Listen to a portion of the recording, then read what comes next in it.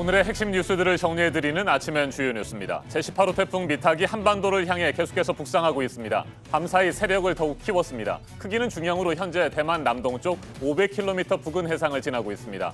태풍의 예상 진로는 어젯밤보다 조금 더 서쪽으로 치우쳐 중국 동부 해안에 바짝 붙어서 올라올 가능성이 높습니다. 이 때문에 태풍의 이동 속도가 다소 느려져 당초 예상됐던 수요일 밤이 아니라 목요일 새벽 전남 진도 부근에 상륙할 것으로 보입니다.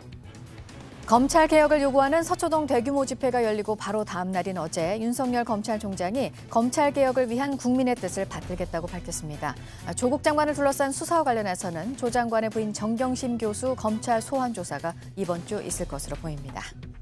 서울 서초동 검찰청 앞에서 진행된 촛불 집회와 관련해 더불어민주당은 국민 마음속에 켜진 촛불은 2천만일 수도 있다며 검찰 개혁에 더욱 속도를 내겠다는 뜻을 밝혔습니다. 반면 자유한국당은 10월 3일 개천절 광화문 범보수 집회에서 진짜 민심을 보여주겠다며 반격을 예고했습니다. 미국 CBS 방송 여론조사에서 응답자의 절반 이상이 트럼프 대통령에 대한 탄핵 조사에 찬성한다고 답했습니다. 우크라이나 의혹을 심각하게 보고 있다는 응답자가 64%로 나온 여론조사 결과도 나왔습니다. 보리스 존슨 영국 총리가 예정대로 오는 10월 31일 유럽연합 탈퇴 브렉시트를 단행하겠다는 뜻을 다시 밝혔습니다. 브렉시트를 완수하기 전까지는 사퇴하지 않겠다고 못 박았습니다. 보수당의 주요 강요들도 브렉시트의 완수를 강조했습니다.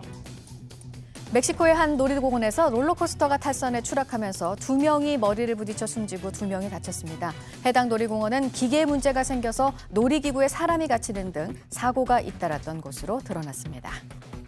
더불어민주당이 당 내부에 검찰개혁 특별위원회를 설치하기로 했습니다. 지난 주말에 열린 검찰개혁 촛불 문화제를 통해 민심의 요구를 확인했다며 검찰개혁에 강력한 드라이브를 걸겠다는 방침입니다. 특별위원회 위상과 역할 등은 오늘 공개할 예정입니다.